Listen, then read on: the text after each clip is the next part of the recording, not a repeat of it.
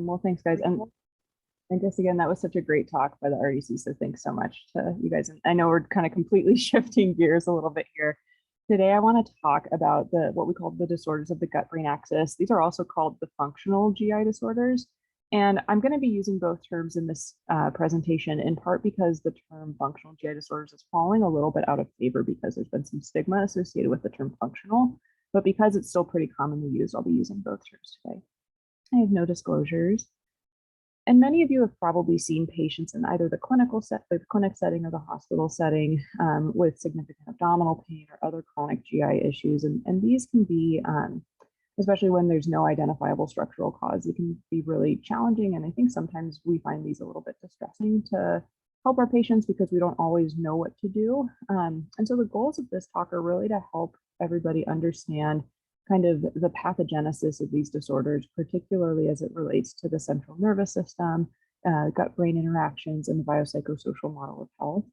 We'll overview and review the different classifications of the functional GI disorders and talk as well about kind of how to appropriately work up these patients in a way that's cost-effective and minimally invasive when possible. And then lastly, we'll review some treatment strategies to hopefully help empower you to know more information about how to improve your patient's quality of life. So we'll start with a case just to frame the discussion here. And I want you to just think about this patient as we go through the rest of these slides. Imagine that you're seeing a 36-year-old woman in clinic and she's coming in with 10 months of abdominal pain that's nearly daily. Intermittently, she has some nausea, though this isn't always associated with her pain.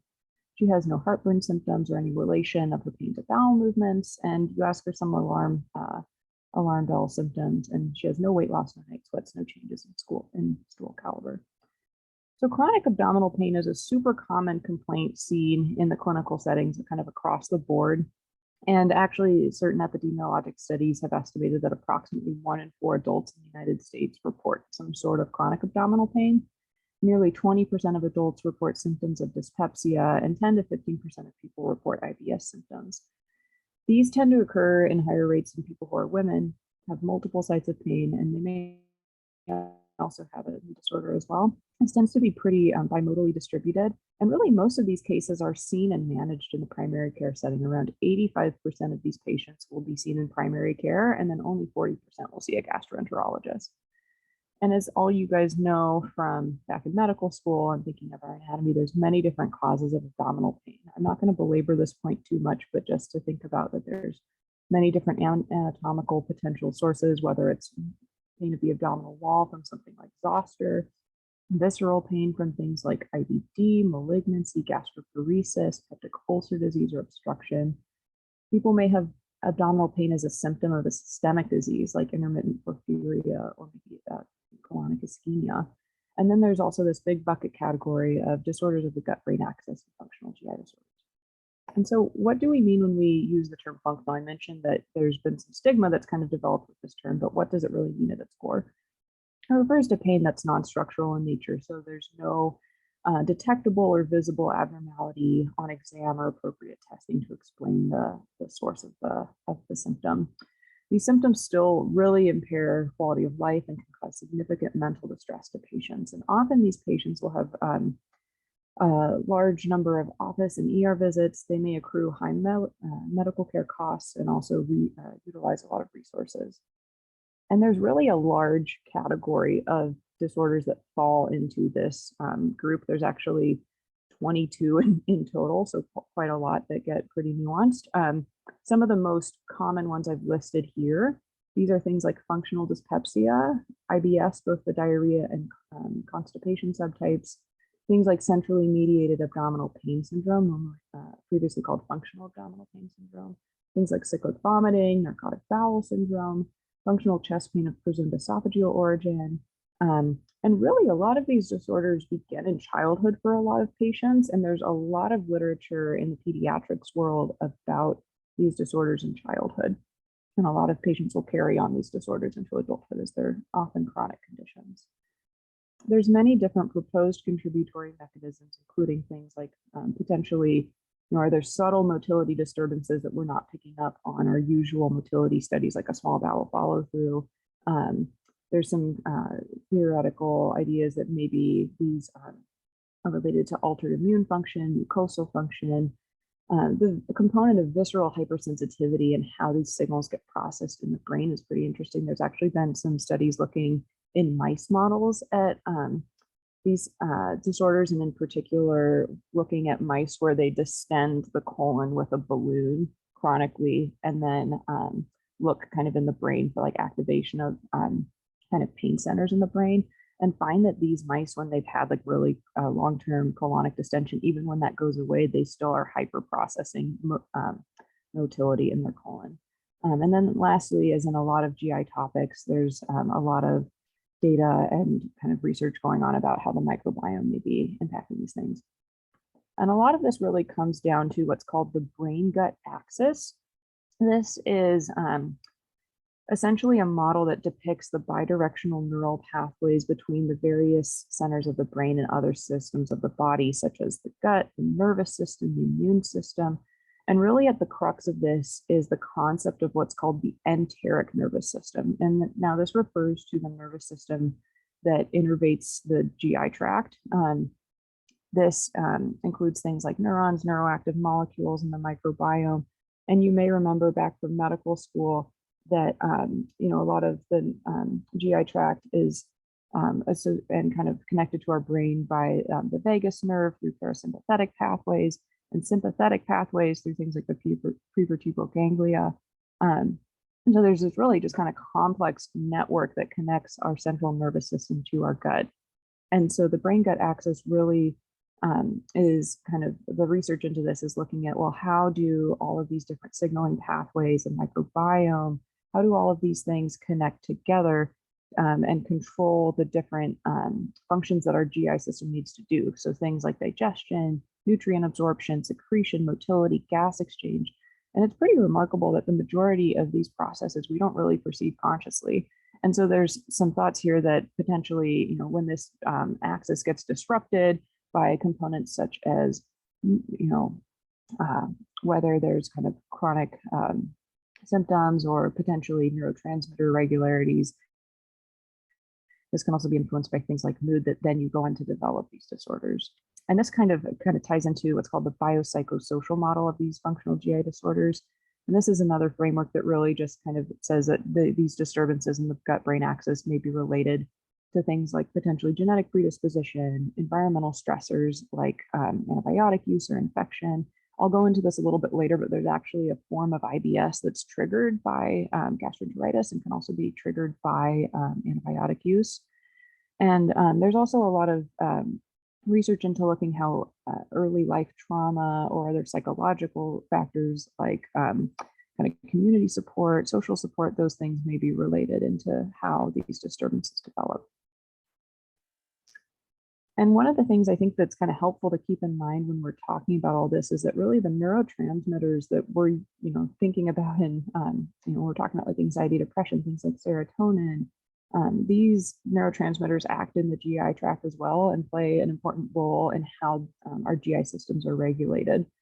So in particular, serotonin, you guys may remember that they enter chromatin cells. These are cells in the mucosal lining of our GI tract that are responsible for different components of neuroendocrine signaling, secretory control of the gut and motility. Serotonin is released from these cells and really helps to initiate peristalsis and activate the extrinsic vagal and spinal afferent nerves that help to activate sensation in the gut. And studies looking at IBS have found that disturbances in serotonergic transmission seem to be present in patients with these conditions. Some other neurotransmitters that are important to the function of the GI tract are things like acetylcholine and catecholamines, which help to kind of excite and enhance motility. And then inhibitory neurotransmitters like vasoactive intestinal peptide and nitric oxide also play a role as well. And some of the treatments that we'll talk about later are going to be specifically targeting neurotransmitters as they play a role in our gut. So kind of moving into initial workup, a lot of this is the things that you would be normally asking your patient. Things like, what symptoms are they having? What's the pattern? What things aggravate or relieve their factors? Things to think about, especially in people who are menstruating, is there any relationship to menstrual cycle? Of course, you want to rule out pregnancy, and just thinking there that there can potentially be overlap between abdominal pain and pelvic pain, and so wanting to really make sure you deduce that. Getting a good sense of what other coexisting symptoms are going on is really helpful.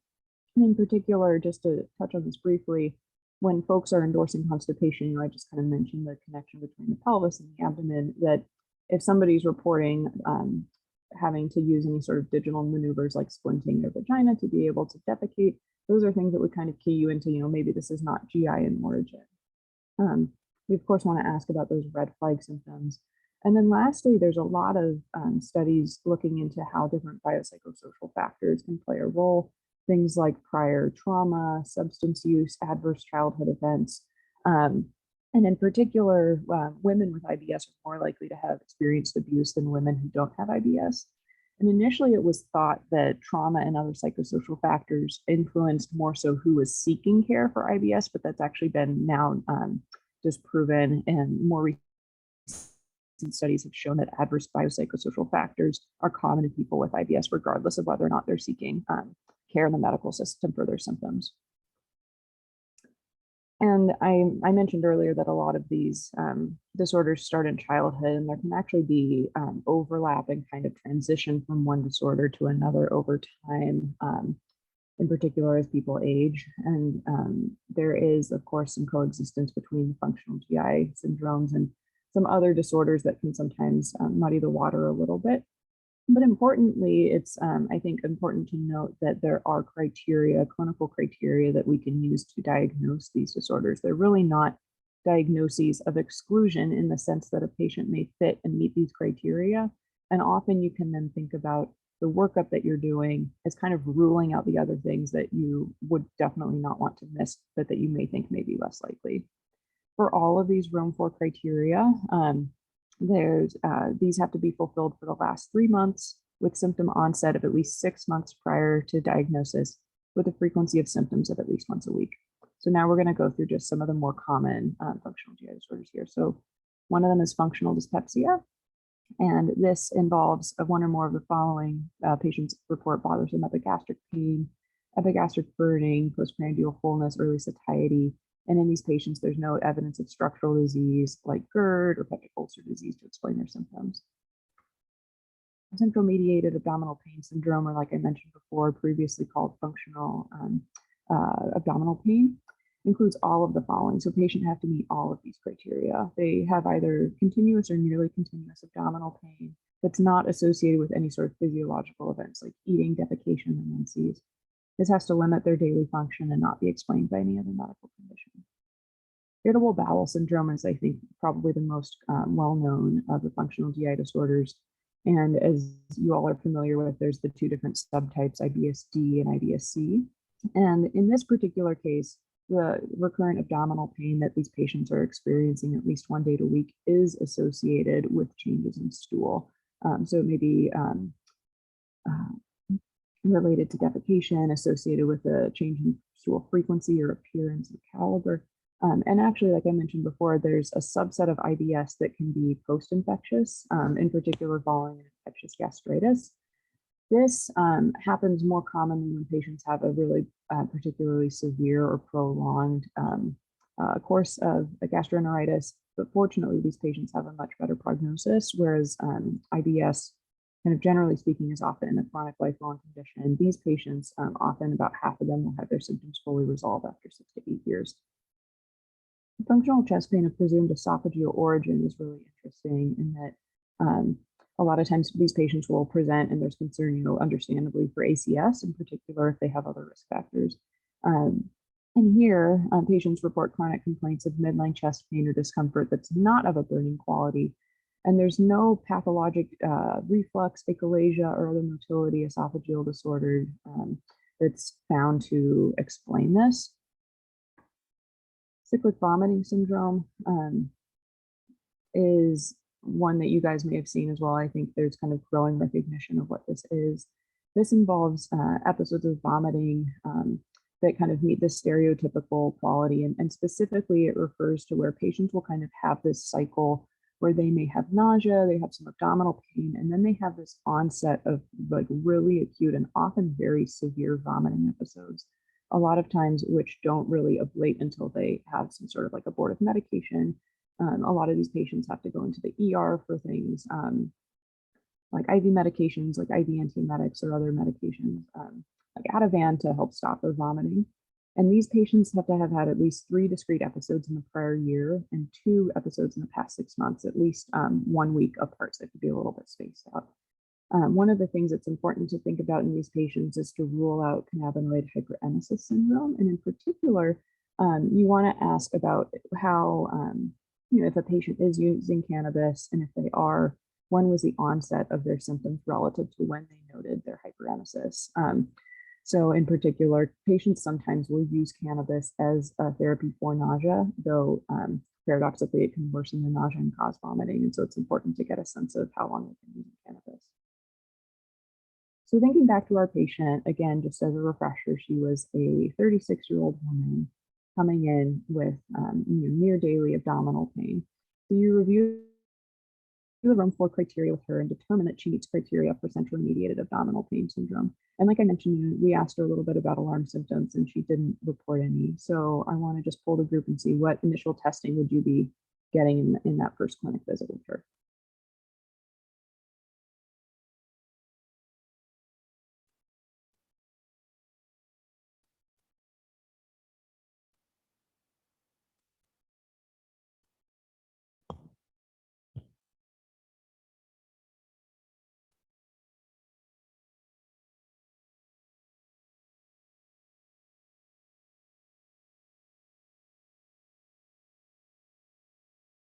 I shared the results of the polls there. Awesome. Yeah. Okay. I see it now. Oh, interesting. Yeah. So most people voted for A and then followed by C.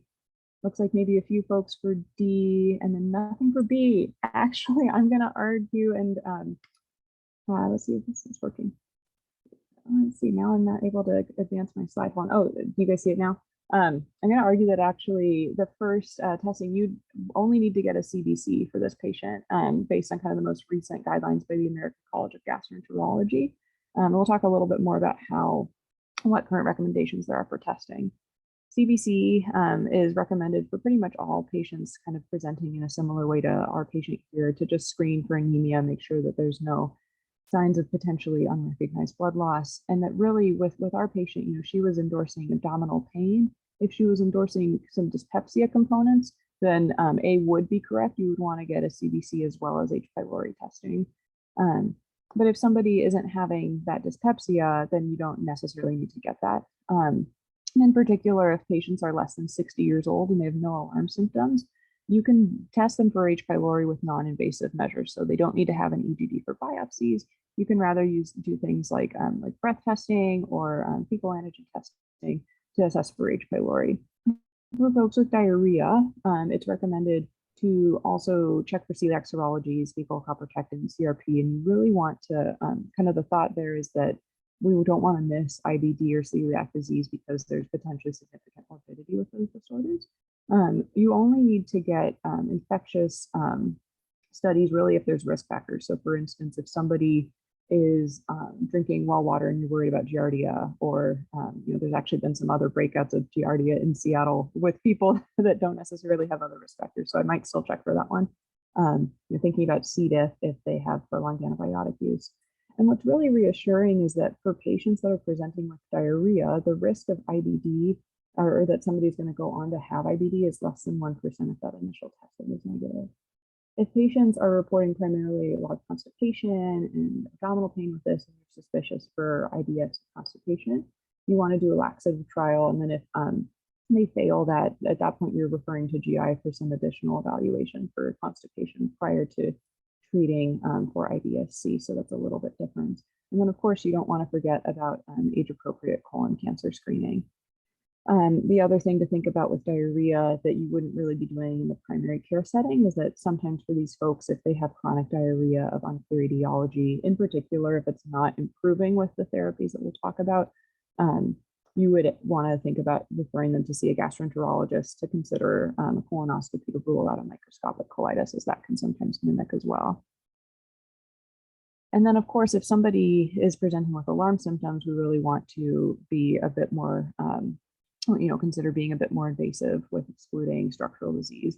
And in particular, things that would be worrisome are if somebody has symptom onset after the age of 50, they've had progression of their symptoms, or they're getting the symptoms are getting more severe. If they have unexplained weight loss, nighttime symptoms, like somebody's waking up with diarrhea at night, that's definitely concerning. And then of course, thinking about if they have rectal bleeding or anemia. But this is all to say that not everybody is going to need an EGD or colonoscopy, at least initially. And that's not to say that they won't get one eventually, potentially. But that at the beginning, we can really be a bit more conservative in our approach. Some other factors to think about are, somebody that might kind of sway you to be a little bit more aggressive would be strong family history of things like IBD or colon cancer. And then, like we mentioned, with esophageal pain, that especially if somebody has risk factors for cardiovascular disease, you would want to be, of course, thinking about ruling that out. And then really assuming that patients have stable symptoms, the likelihood of them going on to have a positive result is less than 5%. But here's an example of kind of what that what treatment we were talking about, dyspepsia and H. pylori testing. Just that the ACG has some helpful algorithms on their website that you can look up as far as kind of how to work up these patients and kind of the general recommendation for approaches to treatment. We're going to tie into treatment a little bit here in just a minute. It looks like there might be some questions in the chat. There were a couple of poll answer discussions, and then Cody just wrote something. Oh yeah, maybe we'll get to this, but I didn't see what's in. Yeah, we'll talk a little bit about antibiotics. I don't talk as much specifically about SIBO in this talk, Cody, because it's kind of in a different category, but that's a really good question. We'll talk a little bit about antibiotics specifically in a little bit here. So, okay. Now we're going to turn to treatment. And I kind of broke this down into both non-pharmacologic as well as pharmacologic treatment strategies. I think one of the really helpful initial approaches that I think a lot of people do probably already is a symptom diary for patients, thinking about things like diet, aggravating and alleviating factors. And one thing that I've kind of started to incorporate into my own practice is having patients really kind of track their emotions, or if there is any sort of, like kind of other factors that may have influenced the way that they were feeling that day. And see, just kind of normalize that as, this is something that we think about as far as we know that there's that connection between our minds and our guts. And so it can be helpful to have a little bit of that information too. And unfortunately, there's on the one hand, there's not a whole lot of great evidence for any particular dietary change, although actually last week, the American Gastroenterologic Association just came out with some new guidelines saying that probably FODMAPs diet is the best. And in particular, they are recommending that like close work with a nutritionist can be really helpful, especially in people with refractory symptoms, but that you do want to be a little bit cautious if you're worried about somebody's nutritional status. Like for instance, if somebody already has a really restrictive diet, that FODMAPs may not be the best choice for them. That being said, in some of the other studies that I read as part of preparing to give this talk, there's really not a whole lot of concrete long-term efficacy as far as kind of what is going to best help patients long-term. But in clinical practice, it seems that many patients benefit from exclusions of certain foods. And so in addition to FODMAPs, other things like lactose or fructose intake, sugar alcohols, sometimes even if patients don't have known reflux or identified reflux, even just removing the common GERD triggers can be helpful. And also potentially trying a low fiber diet or limiting gas producing foods can be helpful too. It's also recommended that patients kind of have avoid large meals. And some patients, on the one hand, some patients can have worsening of their fiber is kind of hard because some patients will say it makes them feel worse, and then other patients it's really helpful. And so I think it can be reasonable to try some soluble fiber supplementation and see if that helps. And if not, you kind of change things. And I think a lot of times this is really a long-standing thing that you're going to be trying with your patients, but also giving them the caveat that it can take several weeks for these things to improve their symptoms. But a lot of times these folks are dealing with these things so chronically that they're really willing to try a lot of different things.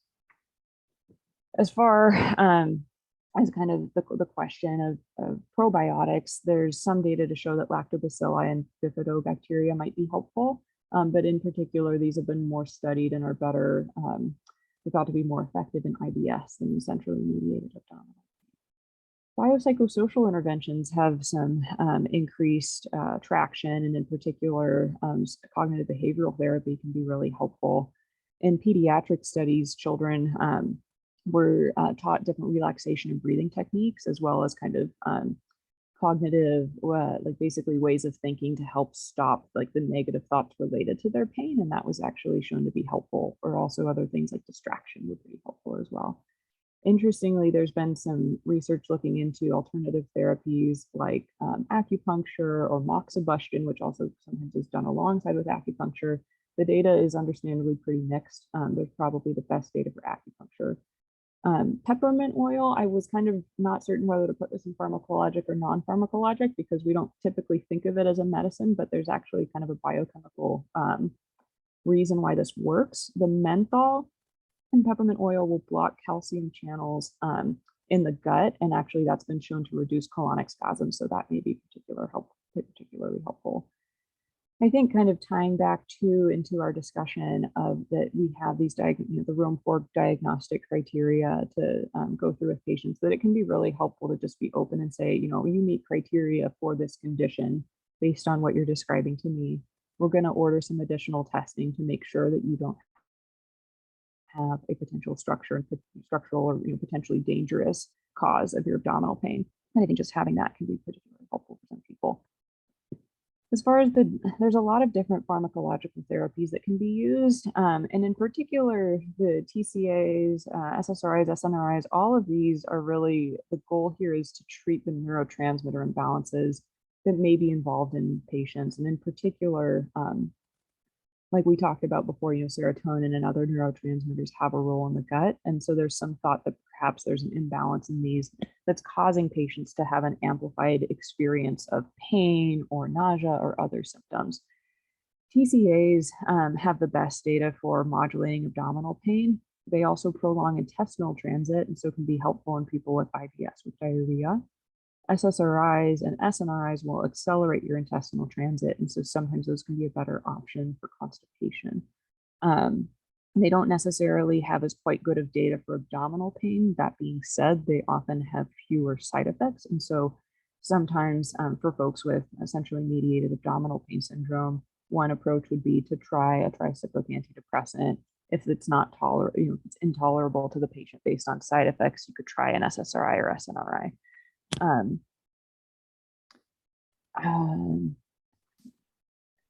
Sarah, there's a question in the chat. Yeah. Oh, sorry. I thought there was a pause. There's a question in the chat. Once you get success, do you continue that therapy indefinitely, or can you taper off? That's a really good question, Paul. I think I kind of see it as similar. I didn't find a whole lot of great data saying like how long you should have people on these. Is it like, I feel like a lot of time, yeah, TCA, it does, doesn't it? From what I saw, it sounds like sometimes people will try to taper off, and maybe they're just left on a lower dose kind of for a longer period of time. Other ways that I would think a lot of our patients with a history of like major depressive disorder, they're sometimes on these for life too, and we try to do a trial to see if we can get them off of it. I think a similar approach would be reasonable, but I didn't find anything explicitly saying how long to keep somebody on. Buspirone, we're kind of moving along. Buspirone has been shown to actually improve kind of the accommodation of the stomach and reduce the feelings of postprandial fullness and bloating. So that can be helpful in folks like with functional dyspepsia. H2 blockers or PPIs, this is interesting, even though folks can have had an AGD and may not have any evidence of GERD, they can be symptomatically helped by H2 blockers or PPIs. And so the AGA guidelines recommend treating folks. I think in this case, there are some good duration recommendations. They say, to treat folks for at least 4 weeks and see if it improves. And then if patients are a year out and they're still on either an H2 blocker or a PPI, try to get them off of it, similarly to how there's been a move to try to get people off of these medications when they're taking them for GERD as well. Cody asked the question about SIBO and these things, and I think there's not, from what I saw, there's really not there's not good data to show any role for antibiotics. The only particular thing that may be helpful is rifaximin in constipation. But the challenge there is that a lot of times people have some side effects with it, and it's also most of the time not covered by insurance, and it can be pretty expensive. There's also no role for things like melatonin or fecal transplant. And I think one of the things that's important to counsel, as you would when you're using a lot of these medications for other things, is that these take take weeks to be effective, to work and be helpful. Okay, let's see. I'm trying to get it to advance. Can you guys see? I still see the same slide with the pharmacologic. There we go. There we go. Okay. Sorry, my PowerPoint's having some issues today, I think. The other way to kind of approach pharmacologic therapy is thinking about just taking a very symptom-targeted approach for whatever bowel symptoms your patient's having. So with constipation, it's recommended to take a stepwise approach to start with fiber, and then add on other laxatives kind of in progressive sequential order. Things like osmotic laxatives followed by stimulants, like bisacodyl or senna. And lastly, you can use secretory agents like levoprostone or linaclotide, which is Linzess. Levoprostone is a chloride channel activator that's derived from the fatty acids of prostaglandin and has been shown to increase intestinal motility and kind of help increase secretion in the gut. So that may be helpful. For folks with diarrhea, loperamide is your friend. We often don't necessarily dose it as highly as you actually can. You can give up to 16 milligrams of loperamide in a day. And so that's 8 of the 2 milligram tablets. That's the common, that's the size that it comes in for patients. So they can be taking that on a pretty scheduled basis. The anticholinergics can be somewhat helpful too. And then actually very low dose clonidine, 0.1 milligrams BID, has also been shown to be helpful for these patients. Clonidine in particular kind of reduces the perception of colonic distension. And patients tend, it's kind of scary to see, okay, gosh, clonidine, am I going to have somebody on clonidine chronically for this? But actually at these really low doses, it's pretty well tolerated. Things like acid binding resins are not particularly helpful and they cause a lot of side effects, so they're less preferred. For nausea, vomiting, antihistamines and thiazines like prochlorperazine can be helpful, followed by other antagonists like Zofran. And then kind of within all of this, it's important to be trying to form really a therapeutic alliance with our patients. And like I mentioned before, really good counseling that these strategies can take weeks to be effective, that, these patients are dealing with really often very distressing, very disruptive symptoms that are chronic. And so we really want to make sure that, we can kind of, convey that we really understand, we're trying to understand what they're going through and that these are really challenging conditions to treat. And I think validating that patient experience is really important. I did want to go a little bit into opioids and abdominal pain because I think we often, this often plays a role as well. And there's specifically 2 different kind of buckets to think about as far as opioids and their effect on the gut. There's what we would call opioid bowel dysfunction, and this specifically relates to how, as you guys know, the mu-opioid receptors in our gut are acted upon by opioids and cause kind of, longer transit time and can cause things like nausea, vomiting, constipation, and bloating. Then there's what's called narcotic bowel syndrome, which refers to basically when you have incompletely controlled abdominal pain that's not explained by another alternative diagnosis, and that a patient's requiring steady or increased doses of opioids.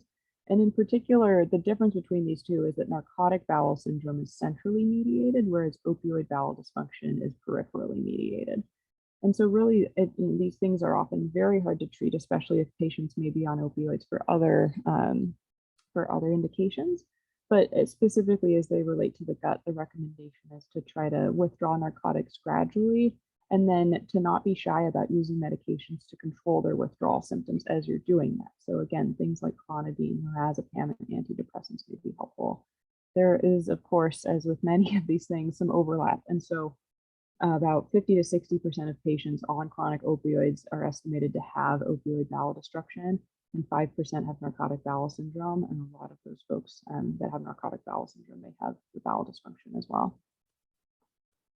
So going back to our case, she's been on let's say we have that 36-year-old lady, she's been on amitriptyline, has improvement in her symptoms, and let's say she stayed on low-dose amitriptyline for a while, has been doing pretty well. 5 years later, she's coming in for one of her routine follow-up visits, and now she has worsened abdominal pain and weight loss despite your treatment strategies. And so any thoughts as for what you guys would want to do next?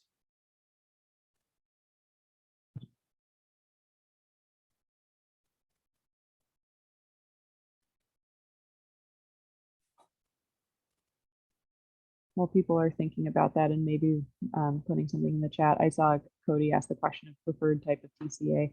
Cody, from what I saw, there's the most data for amitriptyline as far as which one is preferred.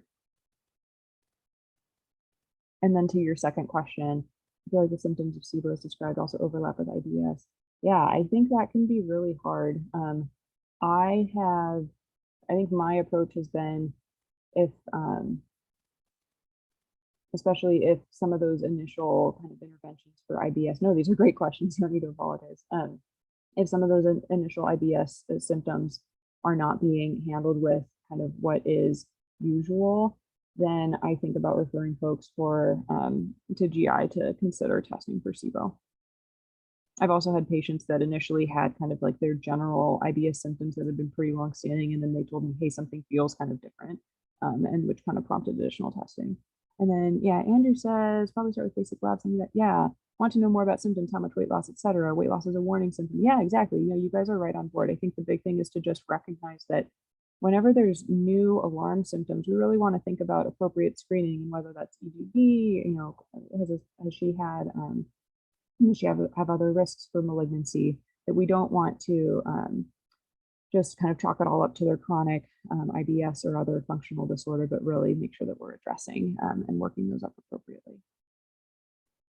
And to just kind of summarize the things we talked about today, just as our overview, we talked about how the gut-brain axis really consists of these bidirectional connections between our enteric nervous system and the central nervous system that's influenced by a wide variety of factors that are still really being very actively researched. These conditions are really common, and you will see them in the primary care setting. It's helpful to recall and use these criteria to diagnose these disorders and really see them really not as diagnoses of exclusion, but as something that you can actively diagnose and then treat based on the known treatments for these conditions. And then to, again, be prudent with our testing based on potential alarm features or other demographic factors, thinking about colon cancer screening and the like. And lastly, just to call out again that it's really important to partner with our patients to recognize and empathize with how challenging these symptoms are. Again, I think a lot of these patients, at least thinking of my patients that I've met that have these problems, they've been, you know, having these daily, really distressing, really disruptive symptoms often for years. And so sometimes people have just been trying to figure out ways to cope with it on their own, and having them wanting to talk about it with their physician can really be, you know, a cry for help and a way to try to get more treatment. I think also just recognizing that sometimes these patients sometimes their symptoms are discounted a bit, but these are still very, very real and very impactful symptoms. So that partnership is really important. And with that, I'd be happy to take any other questions. Thanks so much for listening, you guys.